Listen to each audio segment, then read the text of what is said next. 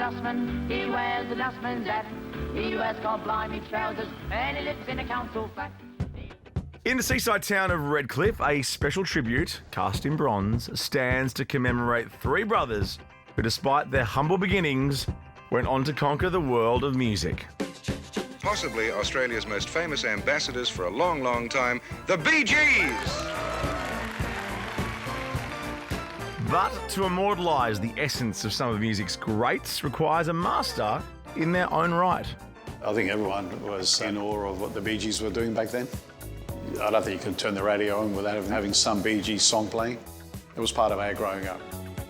Circumstances years later, here I am creating a statue of the Bee Gees. Hi, my name is Philip, and these are my sculptures. Not unlike the Bee Gees before him, Phillip Piperides came from across the globe to call Redcliffe his home. And just like the band themselves, took to the arts at a young age. My parents immigrated to Australia back when I was 11 years old. My father being a ceramicist, we had an amazing upbringing in an environment that didn't look like work to us.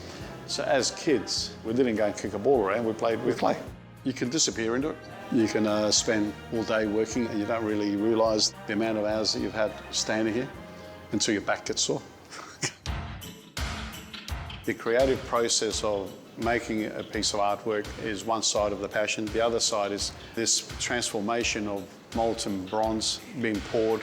It takes it back to thousands of years of makers who never probably thought twice about what they were doing, but yet their artwork then stands thousands of years in time. We don't have to adjust anymore, so why don't we just stitch that part and then we can have a look at putting the arms in. It fascinates me still after 35 years of almost doing the same thing over and over, but just never loses that interest. Yeah, excellent. The Bee Gees developed very slowly with photographs, a lot of exchange of imagery going to Barry Gibb and coming back to us. I was actually a little bit worried in the beginning because there's such high-profile portraits, everyone knows them. So it was a bit worrying that we were going to pull it off to make sure that the likenesses of the three brothers was what was expected. The whole project was about all the brothers, and the fact that they weren't here meant more to him to have them created and made sure that the imagery was correct.